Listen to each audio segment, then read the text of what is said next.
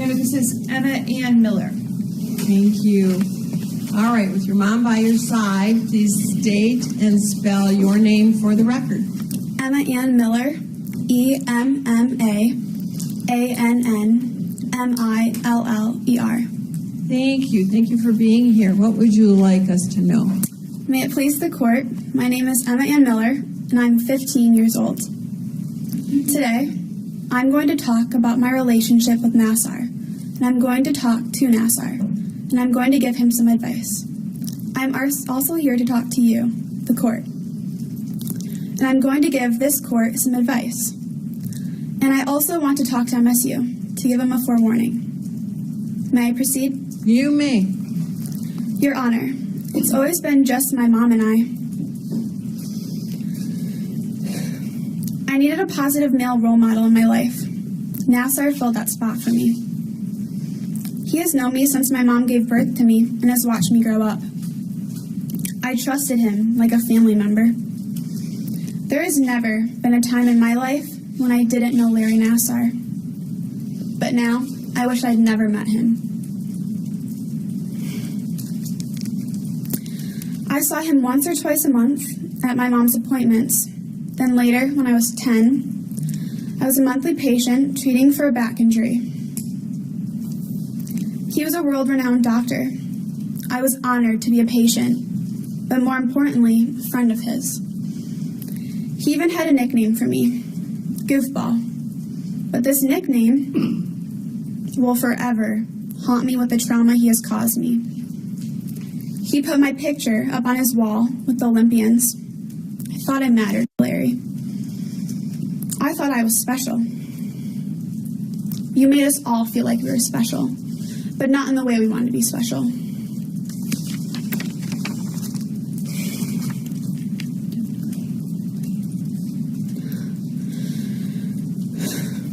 I, too, was sexually assaulted by Larry Nassar, multiple times, at multiple appointments. My last treatment was in August 2016. A week later, he was let go by MSU. I'm possibly the last child he will ever assault. MSU Sports Medicine charged me for those appointments. My mom is still getting billed for appointments where I was sexually assaulted. May I address the defendant? You may. I have never wanted to hate someone in my life, but my hate towards you was uncontrollable. Larry Nassar, I hate you. I will work on forgiving you, as I know that is what God wants. But at this moment, I will leave forgiveness up to him.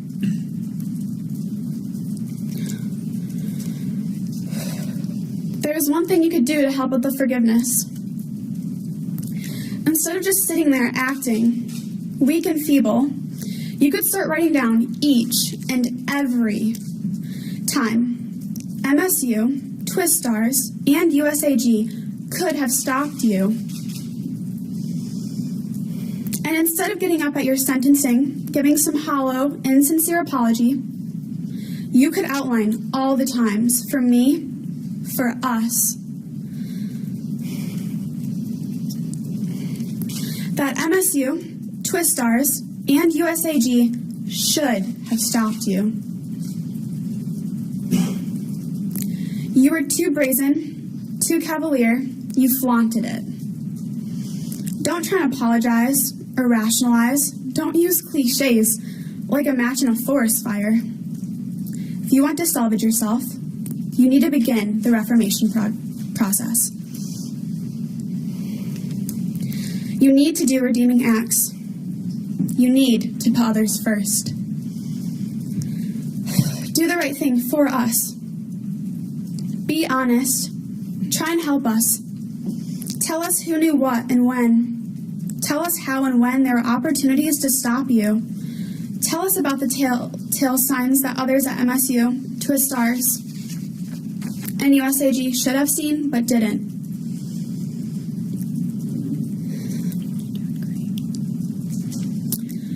And one of your last public acts, actually help someone. Of course, we are aware that some knew, but there are likely many, many more opportunities these institutions and individuals had to stop you, long before Rachel and the Indy Star article surfaced. You could talk about the time Coach Klages called you to discuss the allegations that Larissa Boyce made about you sexually assaulting her back in 1997. Or the conversations that you had with Stemple. See, I am familiar with what Mark Twain said about rumors, that a rumor travels halfway around the world. If you aren't familiar with Twain, trust me, you'll have a time to look it up. So don't tell us that you never got that phone call from Klages. Someone like Larissa Boyce doesn't make an assertion like she did against a doctor like you, to your friend Klages, of sexual assault, and it just sits there. We know you two spoke about it. We know you had a phone call. Please, Larry, help my sisters. This would be a redeeming act. Please don't waste your elocution on your grief, your regret, or any other emotion. Don't tell us how you and God have made amends or how you are different.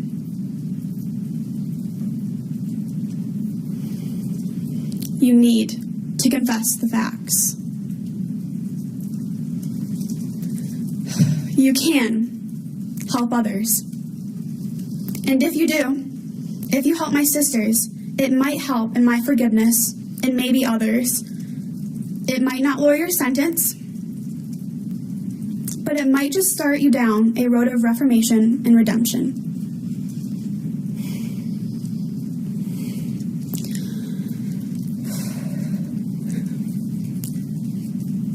Just remember, Larry, it's never too late to do the right thing.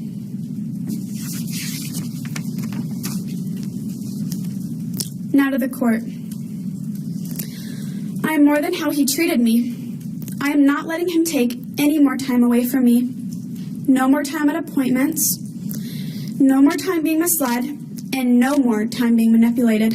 Years of monthly appointments, including the supply room. Yeah, the supply room is long enough. Do you think that is long enough, Judge? I think it's long enough it's over. And so here's some advice, Judge. Don't be afraid. A 40-year minimum sentence is not long enough, and it doesn't send the right message. See, Judge, I doubt the Attorney General, this court, or his defense attorneys knew what was coming, allowing all of us to speak. None of you could have anticipated the breadth or the depth of the statements, but he knew. It is the reason why he wrote the letter. He knew it was coming, and just like he should have been, he was afraid. And Judge, I've heard you say that he will rot in prison, that he will not see the light of day again. But this is not true.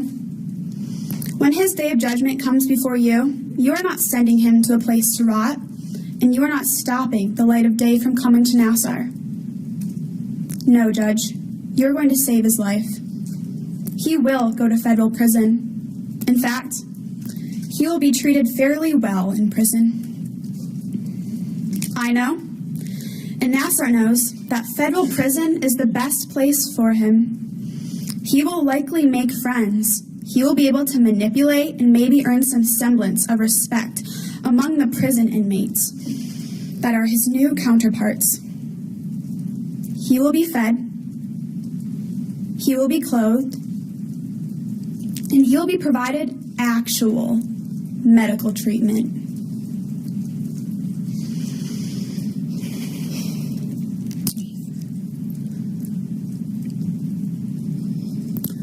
But don't get too excited, Larry. You will probably never talk to a woman again. Except for one holding a gun, a taser, and a billy club. Which is a good thing. I'm smart enough, wise enough, and been advised enough that simply because he treated us in despicable and inhumane ways doesn't mean that that is how our system, treats the worst of the worst. But, Your Honor, just for a moment, could you imagine what kind of life he would live if he wasn't in prison? He would have to face his accusers in the grocery store, at the gas station, and in the pews at Mass. Anywhere and everywhere. My sisters would be there just like they are today, yesterday, and tomorrow, and every tomorrow until the end of his days. And it would include all women and men, anywhere and everywhere. It would be the type of punishment that is outlawed by our Constitution. It would be cruel and unusual because his life and his health would be. But that is not who we are. Just because he failed to treat us with process and procedure. Just because he treated us like an object doesn't mean that we are reduced to him. Nassar has done something few people can do in their lifetime, like how Kleenex is actually a corporate brand that many use in everyday vocabulary to describe a tissue. He has forever identified his name with child sexual abuse. His legacy as a medical god has been poisoned by his sickening desire to molest children, long after the Olympic gymnast doctor fades into a trivia fact known only by us or a Jeopardy contestant. The word Nassar will permanently be associated with child sexual abuse. Kind of like Jack the Ripper, Son of Sam, or Lee Harvey Oswald. You get the picture. But this, for me, is not about Nassar. Well, maybe a little bit. His sentence will, for me, say more about you. I know you are a mother, and we have heard from a number of mothers.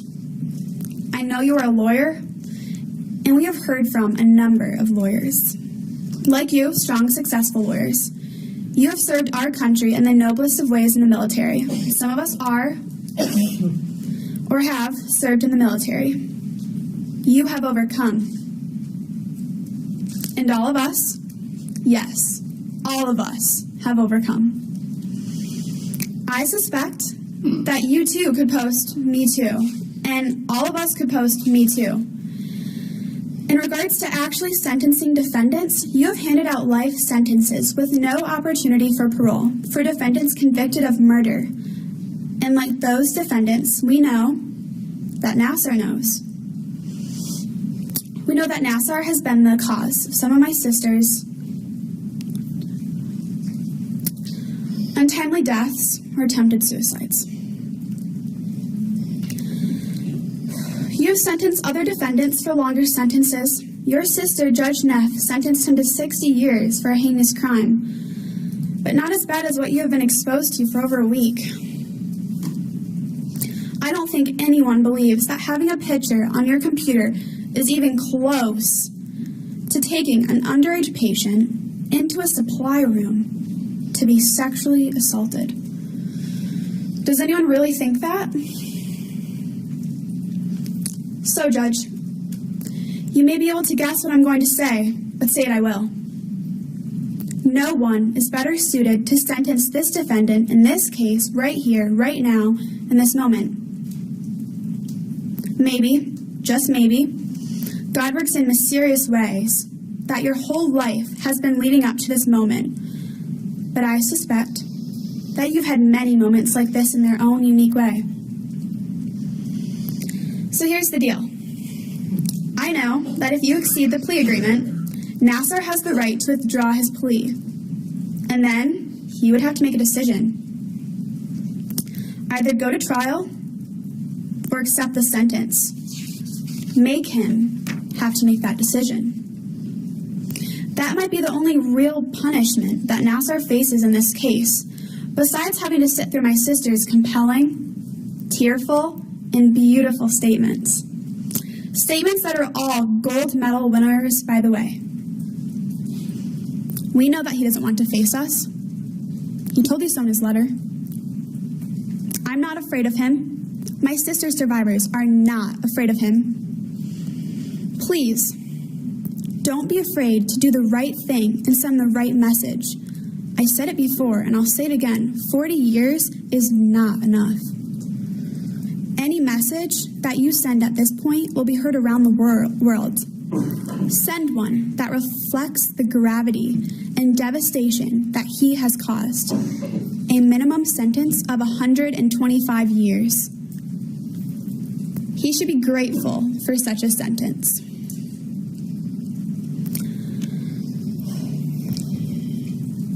Now to MSU. Are you listening, MSU? I can't hear you. Are you listening? My name is Emma Ann Miller, and I'm 15 years old, and I'm not afraid of you, nor will I ever be.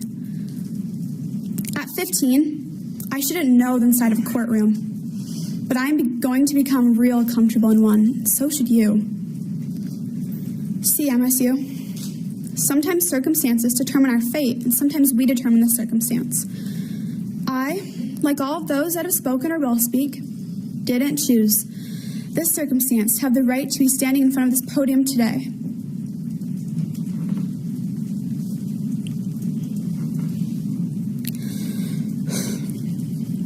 Nassar made that choice for us. Your 20-year child molesting employee. This is a burden at 15 I shouldn't have to bear.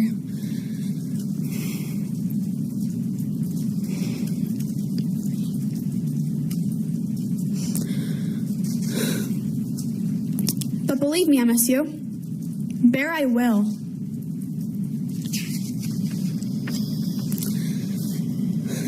As Nassar's story fades into a federal prison cell for the rest of his life, my story, our story, mine and yours, is going to be titled Miller versus MSU. I know you write books, Your Honor. What do you think of Chapter 1? Don't piss off 150 women that you've sexually assaulted for 20 years. But let me get back to the point. MSU, it's time for me to determine the circumstance. And that circumstance is going to be pointed right at you. Yeah, right at you, MSU. I don't have to be ashamed or anti-MSU. I can be a Spartan if I choose. I can yell, "Go green, go green." Let me say that again, Judge, because I don't think the crowd heard me. Go green! Go green! I can root for Miles Bridges if I want, and still hold you, MSU, accountable. And I will. You are no more powerful than Nassar. You don't hold any power over me either, and never will. And not just MSU, but all the individuals who could have stopped this. Every single one of them.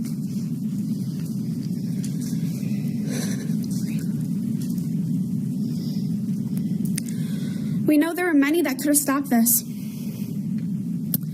We also know that you, MSU, know that denial is not just a river in Africa. I've heard your denials, but I will not rest until I hear more, until every single fact and stone is uncovered.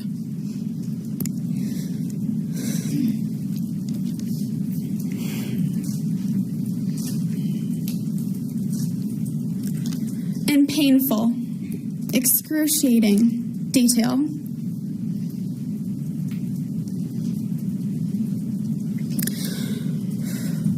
you're going to want to squeeze your eyes shut, like some of my sisters did, and grab onto something tight, like some of my sisters did.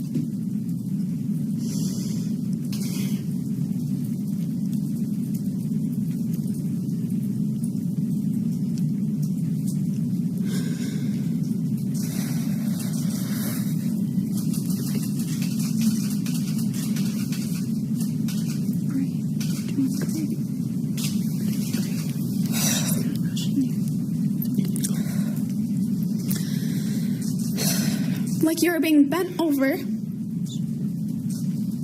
a supply room The 50-something-year-old creep sliding his ungloved hand into your most intimate,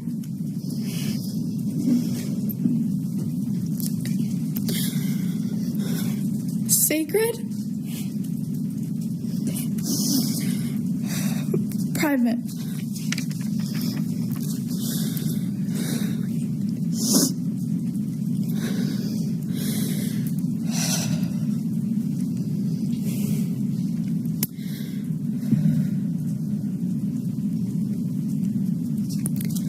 and the best part of my story, entitled Miller versus MSU, the most uplifting, inspirational part, I know I'm not alone, and I believe this is not over. See, Your Honor,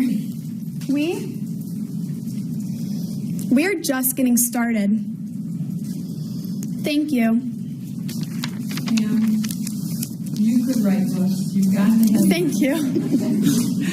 I hope you do write that book. I think it would be uplifting. You are very prolific.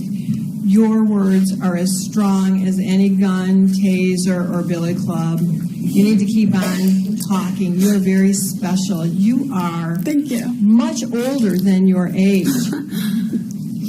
Your sister survivor warriors stand with you.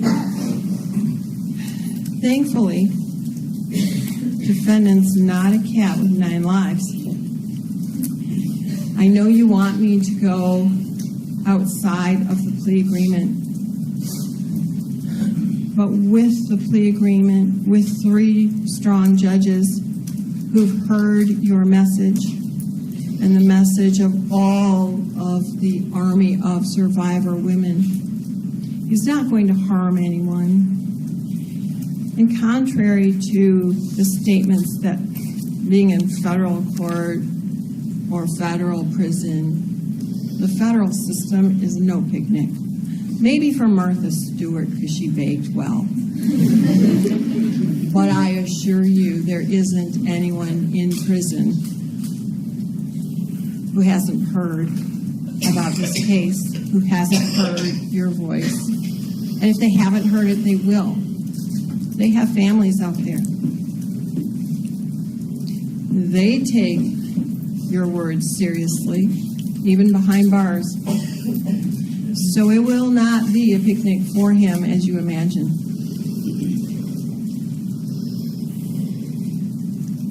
Your words, your advice, are as wise as any detective, lawyer, or prosecutor. Maybe one day I'll see you practice law in front of me. I don't know what your plans are, but you are going places despite defendant. You have an enormous rippling effect on the world. And Thank with you. With your sister survivors, you stand stronger and stronger, and this power of strength is getting larger, wider, deeper, taller. Keep talking. And, you know, you are one of the people who stood in front of me, and you're healing yourself every time you talk and every time your mother hugs you.